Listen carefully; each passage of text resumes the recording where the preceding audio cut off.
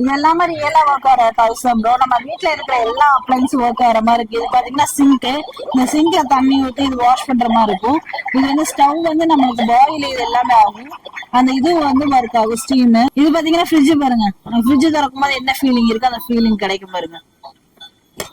இது பாத்தீங்கன்னா washing machine உள்ள சுத்திட்டு இருக்கு பாருங்க. இது வாட்டர் டிஸ்பென்சரி. இது பண்ணும்போது தண்ணியும் அந்த சவுண்டும் வரும், தண்ணி விழுகிற சவுண்ட் மாதிரி. இது பாத்தீங்கன்னா கன்னு. இந்த கன்னு பாத்தீங்கன்னா இப்ப நம்ம லிஃப்ட் பண்ணும்போது